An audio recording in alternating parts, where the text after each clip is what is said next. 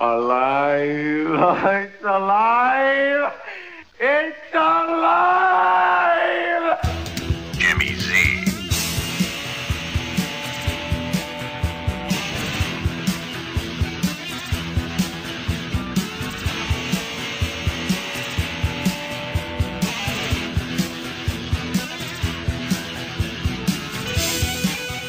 All right, Jimmy Z here, and I'm talking with Debra J.M. Smith, and we're talking about some television.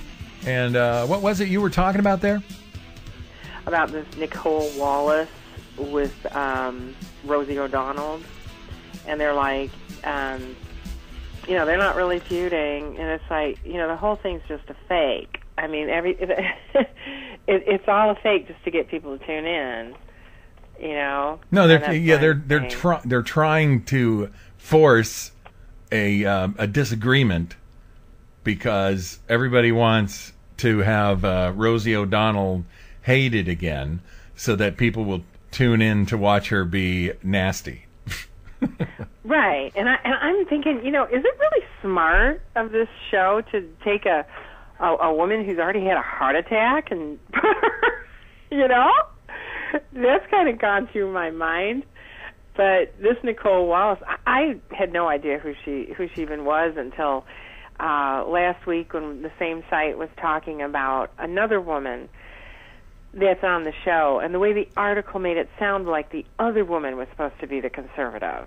Well, isn't Nicole Wallace?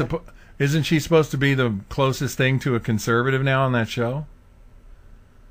Well, that's what I got told last week, was that no, they were basically, no, dummy, in so many words to me. That's not the conservative. Nicole Wallace is. No, that's what I'm saying. That's what I said. But they thought I was dumb, basically, for not knowing that it was Nicole Wallace. They did everything but actually call me a dummy. And I'm like, hey, I don't watch the show. I very rarely ever see it at all, but I certainly don't watch it on a norm. And but she's not conservative. Right. She's not very conservative. Right. I was going off of what the article said about the other woman. And the article was written poorly, and it made it sound like this other woman was. So who's the other woman? I can't remember her name right now. But she's just another woman on the show. And so I Googled this Nicole Wallace, having never heard of her, and she's okay with homosexual marriage, and she conveniently came out as okay with it. Would have been just before they decided to put her on The View. There was no way they were going to put a true conservative on that show. No, because, even Elizabeth Hasselbeck was very limited in her conservatism. Right. They would never put someone who totally disagrees with homosexuality on that show. No. They wouldn't do it. They wouldn't put anybody on there who totally disagreed with abortion in all cases. Right. They and if they did, they wouldn't allow her to say it. They would definitely muzzle her in some way. Right. But right. You know what? I saw a show on TV that is kind of like the View formula, but it's even worse. It's worse than the View, and it's worse than the Talk. Have you seen The Real? No, I was going to ask if it was the Talk, but you just said it's worse than the Talk. The Talk is worse than the View. I mean, if I was stuck. Right. And there was no other television show to watch, and I had to watch TV, and there was only The Talk, The View, and The Real, I would watch The View. Because they at least try to talk about serious topics. The Real is the most offensive thing I've ever seen. It's just 5 women being, not vulgar, but they're being dirty. It's just awful. Well, I could never watch any of these shows on a norm. About the only daytime show that I would like to see, I wish it was on a little earlier, so that when I'm walking on the treadmill I could more easily see it, is the Kathy Lee Gifford and Hoda. I think they're cute. I wish they didn't drink all that wine on the show because it's encouraging a lot of women to, sit around all day and drink wine with them. Right. That's really what we need, a bunch of mothers at home getting a little tipsy in the beginning of their day and then having to take care of their children. Now it's time to sit down and have wine with Kathy Lee. Yeah, at 11 in the morning. But I have seen that show because it's on really late at night, and if I'm going to bed late or getting up early, I sometimes see a part of it. And they will. They are not bad. I can't believe how good Kathy Lee looks at the age of, what is she, 85? I know. No, she's 60-something, and she looks great. Yeah, and both of those women came on without makeup one day, just cause, and I thought they looked fine. I mean, no, it's not something you're going to always, do if you're on TV, but I was like, gee, they actually look good, You know what? They did one time. I was very critical of this on my show. But one time they were talking about, I'm going to make this as clean as I possibly can. They were talking about how they care for their private parts. Oh, dear. Who was this? Kathy Lee and Hoda? Kathy Lee and Hoda were talking about whether they trim or don't trim and that kind of stuff. And I thought, I can't believe they're talking about this. It's classless. Now, if two women are having coffee in private, they talk about anything. I don't care. But on television, I thought it was way over the line. Yeah. That I did not see that one. I would not have thought that was appropriate either. Somewhere in my archives is the audio because I talked about it and I played the audio, and it's just thinking about it, it's really amazing. It's like I couldn't even believe it was on regular television. It sounded like something from cable, and these are two women. They're on every morning on NBC, and it's. Wow, it blew my mind. I thought it was... sometimes I wonder if maybe they forget. Well, they're drinking wine. There you go, they're drinking wine. Oh, my gosh. Yeah. Oh, that is so funny. Yep, they're drinking wine. They'll talk about anything. Yeah. Oh, Frank really gave it to me last night. I don't think they want to do that. No, but otherwise it's a pretty decent show. I think Hoda's adorable. I think she's so cute. I think Kathy Lee is the cuter, but I got to tell you, there's something on that show. I'm going to admit to something now that I've never admitted to before. Oh no! I am a sucker for makeovers when they take some very shy or reluctant, rather plain-looking woman, and they put her in a really good-looking dress, and they do her makeup and her hair, and when she steps out, she is so thrilled, and like they'll have her husband or the kids there, and they're like, wow, and I love that. I will actually get teary-eyed sometimes with that, because especially when they look in the mirror for the first time and see themselves, because they don't let them see themselves until they're on camera, on stage. Yeah, and it's sweet. It's really sweet because usually they pick women who are, they're busy raising the kids and they don't have a good haircut and they don't know what to do with their makeup and they look kind of disheveled and not ugly but just plain. And then they don't turn him into some kind of streetwalker with a lot of makeup and slutty clothes or anything. They dress him really nice, and they do it very tastefully. And the woman will look at herself in the mirror and get kind of choked up. It's just great. It's great television. Yeah, I like that. And I like that they get along. That it's not this fight. I'm like, oh my gosh, if I want fights like that, I don't know. I'll go to some Italian family dinner, you know. Well, that's why I don't like the fights, you know. And I say that as an Italian, as half Italian. That's how I know I about get it. that. But that's why I don't like reality TV, because all they do is they put people together and film fights and arguments, and I can't stand that. People get in arguments at work, and people get in arguments in their family, and I know that's real life, but why would you want to watch that on television? Oh, it's not exactly relaxing at all.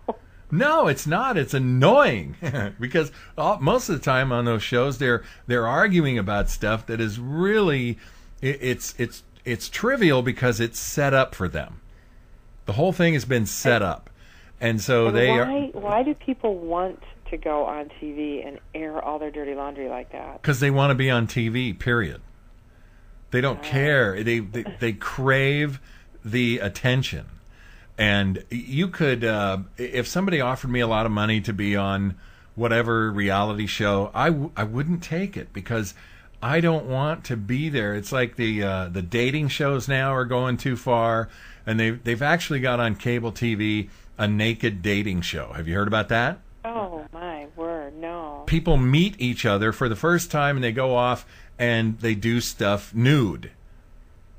And then some woman, what they do, even though it's on cable, they pixelate the private parts so you can't see that. But some woman, there was a scene where she was, I can't remember what she was bowling or something, and they didn't pixelate her backside. And so she's suing. I love this. She's suing them for not pixelating. She's doing everything in the nude. It's unfreaking believable. Oh my word. You couldn't pay me enough to go. And by the way, nobody wants to see it. But even if they wanted to pay to have me nude on a dating show, I wouldn't do that. That's so offensive. Even when I used to look good in the nude, I would not have done it. No. That's supposed to be. Oh my gosh! I'm sorry, but clothes. It's not only for health reasons and for modesty. Most people look better in clothes. I'm sorry. Oh yeah. Not everyone takes off their clothes and they have like a body like an actor or something or an actress. But most people have relatively not good-looking bodies. You know, they had, you know, that page that had J-Lo with that short alligator dress and purse and heels. Yeah. Well, that was really more like a top, by the way. Yeah, I know. She really looked ridiculous. She also looked pregnant. She looked like she might have been pregnant in that picture. She did kind of look pregnant. Yeah, and I think she's going through a little bit of a midlife crisis where all these upcoming young people, and so she's feeling the need in her little mind to do this stuff. And I have more evidence of it. There was another picture of her on that same page, if you scroll down, where she's kind of in an almost thong and a little top, and she's got her rear to the camera while she's singing, and she's saying something about wanting to seduce the audience, and it's like, oh my gosh. Do you remember when seduction was an art form and it would be sensual and kind of sexy, but not just lewd? What she was doing was lewd. She's in fishnet stockings, and she has kind of her outfit is a cross. It's somewhere between a thong and a bikini bottom, and so it's like she's got a wedgie with a string bikini bottom. Right, and she's bending over. And she didn't pull it out. she's bending over and pointing her butt at the audience. And I looked at my friend at the office today, and I said, the reason she does this is because the music sucks. You got to sell something, and so you sell this. She's doing the Beyonce thing, and she's doing the Miley Cyrus thing because the music sucks. If all she did was stand there, and the band played, and she sang her mediocre music, you wouldn't get half the people to come out and see it. She sang her big butt off. Yeah, I couldn't help it. But that's like that other one you just mentioned, not Miley Cyrus, but the other one. Oh, Beyonce. I remember walking into a music store that sells the CDs, and there was a display for her latest CD, and it was just quite literally a picture of her butt in a song. Yeah. I put a picture of her. She was bending over at some show, really lewd, and I put that picture up on Facebook, and I said, "This is what you do when you don't have any when your music sucks." Well, you see, I'm really surprised nobody's thought to take and superimpose a picture of someone with really bad acne on their face cheeks and only put it on their butts. Yeah. Yeah, you could Photoshop a bunch of pimples all over it. And then there's that Nicki Minaj. Yeah, she's another one. Okay. She has one where she is squatting down, and the picture's from the back. Yeah. And she's in a thong, and she has the most unbelievable rear end. I mean, it's like two big, huge balls. Huge. It's freaking huge. And I'm like, and she's squatting, which is making it even worse. No, they say they say that she got a fake backside. A butt job. Implant? Yeah. Like, why? Why would any woman do that to herself? For the same reason that you have some women who have implants put in that are the size of basketballs. It's ridiculous, but it gets them attention. I think that if those are indeed butt implants, that's the same kind of mentality. I'm going to get one that's so freaking huge, nobody can look away. It's just amazing. It's outrageous. It doesn't even look like a real rear end. I mean, no. It's and I'm just like, oh my gosh, why are these women doing this? They have no self-respect. And you must have to get a special custom toilet. I know it. Talk about overflow. Good grief. It's outrageous. It's just outrageous. That poor Miley Cyrus. I'm sorry, but I can't help but think she was sexually abused as a child. That she would act out the way that she is. It's almost as if she's daring someone close to her to stop her.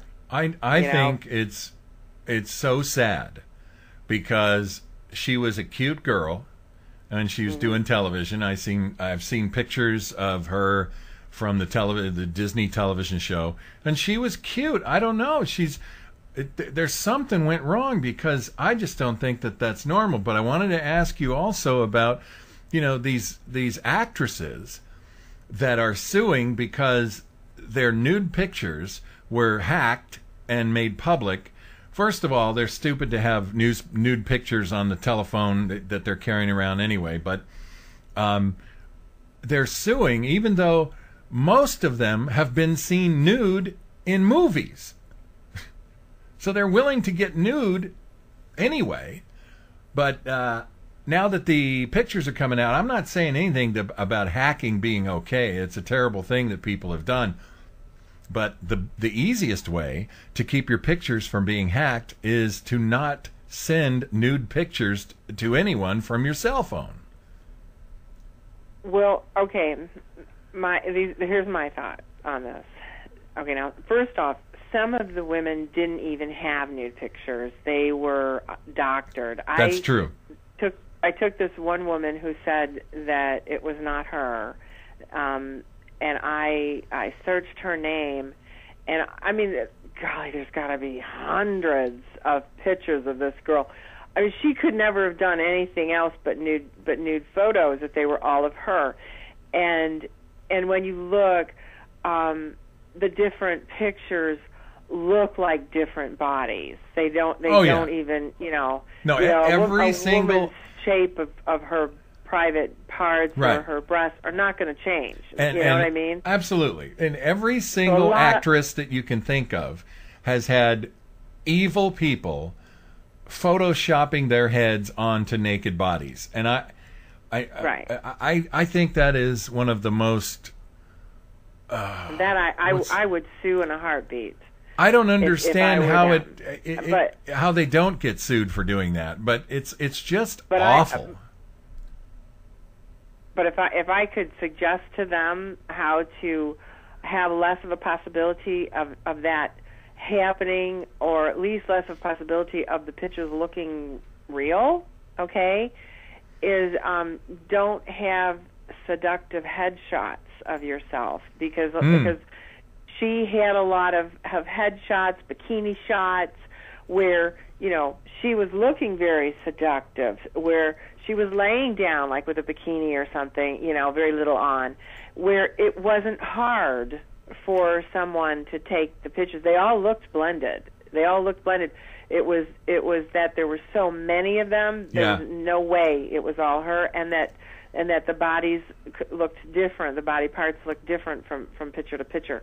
But as far as blending, they were able to blend it. It looked like the real head on the real body, on a real body that went with the head, because she had the seductive poses. And, you know, whereas, you know, you look at my pictures on my website, they would just look stupid on the top of a naked body because they're not having that seductive look, you know. And so I would say to women, don't put pictures on where it looks like you're about to or did or right in the middle of having sex, and I'll bet they can't make it look that way without, you know, it would really look fake then, you know. I never thought about that, but they do. They take a lot of pictures posed in even like bikinis and nightgowns and stuff, and they get really sexually enticing poses. Right. And so, you know, if they're going to do stuff like that, they're kind of inviting it a little bit. But I still don't blame them at all for suing. No, and I don't. We are not blaming any of these actresses for what's been done with their pictures. Right, and it's just, you know, people need to be smart about things, you know, because, you know, as Christians, you know, we know the devil is a roaring lion out there seeking whom he may devour, you know, and you know, we have to be careful. But as far as the women who had it on their private computers that got hacked, you know, they had never uploaded them, you know, but they had gotten hacked. Definitely, I say any woman who gets naked pictures of herself, it's really kind of foolish, period. You know, I mean, aren't they going to die someday and their kids could see them? But yeah, it again, you know, like we said, I still don't blame them for suing. Nobody should have hacked. I don't think there's anything wrong, a husband and a wife, if they you know, of their own want to in private. But I don't think it's wise. I don't think it's smart. They're going to die someday. What if they both die in a car accident and whoever's supposed to, you know, take care of their estate finds these pictures? It's not very smart. You know what? Somebody on the radio said that this should bring back the Polaroid camera, where it's not digital at all. You take a picture with a Polaroid. I have a Polaroid. I actually have a Polaroid. Can you still get film for it? I don't know. I don't know if I can still get film for it. But see, again, there's a way you could keep it. See, if a married couple is going to engage in that, the best thing to do is to have some fun with it and then delete or destroy everything, and don't leave it for, because if something terrible happens to them when they go out to dinner one night, then somebody is going to find it going through their belongings. I know. That's like these people that buy sex toys. I mean, don't they stop and think if they both die, somebody's going to see this? And, you know, I have a whole other view of that. Not only do I think I think it's bad to begin with as a Christian, but also because I've heard Christian women going to sex parties. Well, it's like Tupperware. Yeah. Only it's for sex toys. Right. Okay? I've heard of that myself. I don't like the idea at all. I think that I just don't think it should be needed between, you know, to people in love, but also they're giving money to the sex industry. And the sex well, that's industry, right. And you know what else? I think that even if a couple is going to use a specific sex toy and they decide they're going to do it as a couple, you wouldn't want to have the wife go to one of those parties and share what she's going to do with her husband with all the other women in the room. It should be private. I know they all talk about all this stuff. It's kind of right. It's kind of dirty. Hey, nasty. I mean, you're talking to someone who thinks romance novels are bad, because I think that it makes women wish that their husband was like this fictional character that's not even real. That there's no such thing as a man like that. You know, I think that Christian women make a big mistake when they read those novels, and like I said, their husbands don't live up to it. It's not fair. Would they want their husband to read a novel about the perfect woman and come home and say, okay, honey, why don't you look like this, and why don't you act like this, and why don't you do this? But aren't some of those novels especially graphic?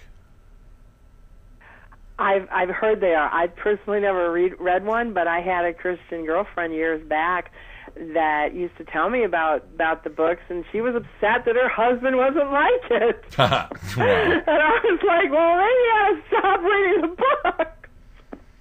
Wow.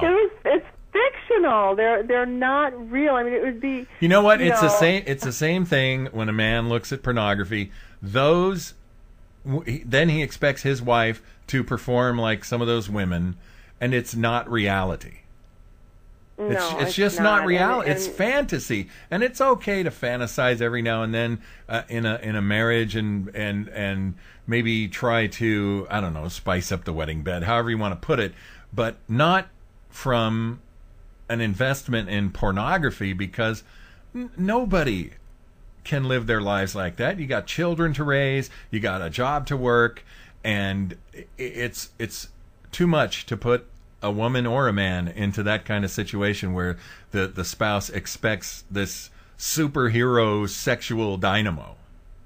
Right, and it totally takes away from what God intended it to be between a loving husband and wife. It totally takes away. It makes it dirty instead of what it's supposed to be.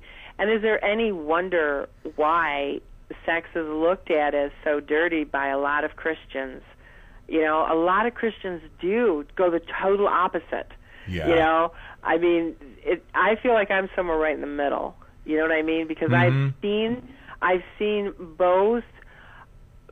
What's the word I'm looking for? You know, where they go way far one way and then way far the other way, and it's like, well, you know, I can see why some people think it, because the sex industry has made it dirty, and it's like you have to somehow, you know, not go one or the other extreme. You got to try, and I tell Christians, if you can ask God to bless it, then you're probably fine. Well, look, you know, I mean, could you ask God to bless this sex toy? I don't think so. I want to say something. I want to say something before I forget it. The sex industry, the pornography industry, whatever you want to call it, and the sex toy industry, and the sex parties with all the women getting together, they have made it so that some people think that if the sex isn't dirty, then it's not good sex. It's not a good sexual relationship unless we're getting really dirty. And these are the same women who at some point in their life, okay, had something to say about men who were only in it for the sex. Right. And then they turn their marriage into that. Right. There's supposed to be love. There's supposed to be love involved. Otherwise, to me, you know, it's supposed to be a specific expression of love between two people, right. and they're taking care of each other in that. Right, and they're missing the whole thing. I mean, God talks about it in the Bible. I mean, it's not a dirty thing, you know. People who could hear us talking about this, they might be shocked to say, "Oh, these two are talking about it." No, we're not talking specifics.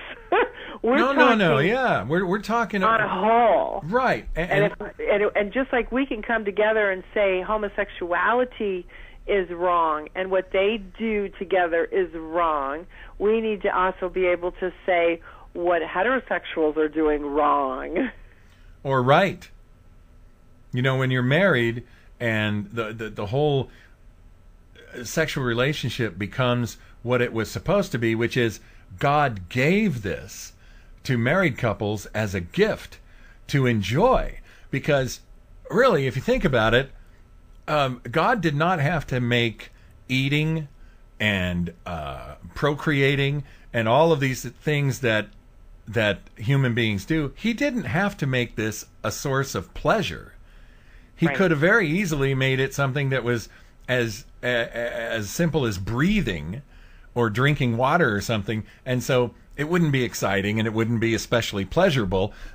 It would just be, oh, well, now we're going to have a child. We decide to have a child and we'll do this thing. And instead, God decided that it would be a gift that two people could really enjoy in the proper context of marriage.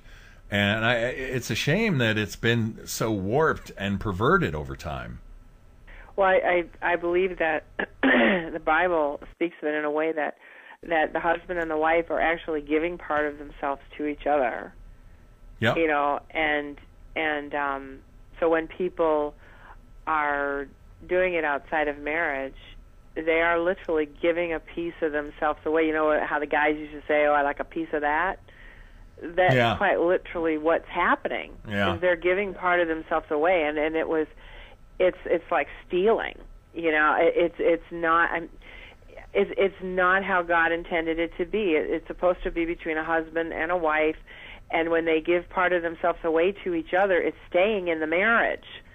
You see, it's staying between the two of them, right. And it's making them closer and more one person. And again, it can be, you know, requested of God to bless it. You know, it's just like sitting down at the dinner table. If you paid for the food and it's your food, you can ask for blessings. But how much would you ask for blessings if you went out and stole it, and, you know, and got it the wrong way? Yeah, it'd be like asking God to bless this union between a married man and his the woman he's having an affair with. Yeah, it's just not you know how maybe a heathen could you know, who doesn't know they're a heathen because they're like a pretend Christian, you know. Maybe they could, you know, do one of their little prayers, you know. But a real Christian who has a real relationship with the Lord, no, I think it's going to stop them in their tracks, you know. Just, you know, that's the best thing to do. The minute you start to do something, you know, ask God to bless it, especially if it's something that part of you knows you shouldn't be doing. Well, you'll stop in your tracks. There was a guy on the radio who made this analogy, and he said it's a little bit crude, but it serves the purpose. He said when you take two pieces of construction paper and you paste them together and you let it dry, and then you try to take the two pieces of construction paper apart again, that's what it's like when two people have sex and they don't stay together and they're not married, and they leave pieces of each other, because that's what the sex act is, part of getting married and two people becoming one. Yeah, especially when you've been married for years. All of those times that you've had sexual relations bring you closer together and closer together and more like one. Right. And yet at the same time, you know, I always like to tell people, you know, when I talk about it, you know, to, you know, not to feel like if they did mess up in that area that they can't be forgiven and can't move forward, because as Christians, you know, we can always be forgiven, you know, for things before we became Christian, for after we became Christian. I mean, the Bible says that if we say we have not sinned, that the truth is not in us. And, of course, the only truth that could ever be in a person is the Holy Spirit. So this is talking believers. So believers can mess up too. Mm-hmm. And we sin. You know, now that's not to say that we run out and do every sin out there. But there are people who have messed up and even committed adultery while they're married and are Christian even. Yep. You know, and they can be forgiven and they really can move forward. Well, I think that's a very important point, that Christians, well, all people can be forgiven when they go to God, but Christians sometimes feel that when they fall, it's even worse, and it kind of is. But truthfully, a Christian who makes a bad decision, and I think a good example, Deborah, is a woman who's a Christian and is under pressure, and she's single, and she maybe hasn't been going to church, and then she ends up having an abortion. That's a real tough thing for her to get through, but God will even forgive that. I think what you're saying, just to kind of clarify, I think you're saying that anyone who turns to Jesus can be forgiven, and we realize that our past sins can be forgiven, but for some reason after we're a Christian, we start to feel like, oh my gosh, can I really be, because I'm a Christian and I did that. Is that what you're kind of meaning? Yeah, and isn't it the devil? We still get forgiven. And isn't it the devil that uses that against Christians to hold them down? Absolutely. I mean, it's something that he can, once he tempts you, and then the Christian person falls and goes through this terrible mourning about having done something so awful, then the devil can just dangle it in front of him. See what you did? You'll never be forgiven. God is not going to forgive you after you did this. Oh yeah, he's the tempter and he's the accuser. Right. Satan. And so that's what we're saying, is that Christians can be forgiven. All they have to do is realize that what they did was awful and ask God to forgive them. Absolutely. Paul said, I do what I don't want to do, and I don't do what I want to do. He called himself the chiefest of sinners. I mean, the difference is that we don't practice sin. Right. It's not a practice. It's not something that we want to do, that we're trying to do all the more. We don't want to sin. There's the difference. Yeah, it'd be like somebody going out and getting drunk every weekend and just getting hammered and driving home tipsy and doing it every weekend and not waking up the next morning and thinking, oh my God, I really need to stop that, but just actually looking forward to the next time he or she can go out drinking. Yes, exactly. And there's a spot in the Bible where it says about committing sins. You know, those who commit, you know, as opposed to those who do not commit. And people will misunderstand that scripture because they're not understanding what the word commit means there. Right. And if you look in a Spanish Bible, a Spanish language Bible, it says practico, meaning practice, commit, like they're committed to doing it. Yeah. That's what's meant by commit there. They're committed, like what you just said. They're committed to doing it again next week, man. They can't wait. Well, you know, they're so excited to do it again. You know, there's the difference between a Christian and a non-Christian. The Christian, we mess up, we sin, but we're not committed to it. It's not a practice. It's not something we want to do. Well, I can't believe how many things we just talked about. We must have talked about a dozen different topics, and it was light and frivolous at the beginning, and it was really heavy and serious at the end. I thought that was great, and Deborah, I want to thank you so much for joining me on the phone for a little bit and getting me out of this hiatus thing. Well, thank you for having me. It's been a long time. You know, we missed the Jimmy Z show. I mean, we understand that, you know, you're working out of the house now, but you're missed. Well, thank you. I have heard from a number of people. They're looking forward to hearing a couple of shows. We'll have this, and then my interview with David Limbaugh in a couple of days. So looking very forward to that. Me too. I can't wait And I'm going to have to give him plenty of time to talk and maybe shut up a little bit more. Hey, I have no room to, quote, talk. So, on that note, thank you for having me. Right, thank you very much, Deborah. I'm Jimmy Z, and be well, everyone.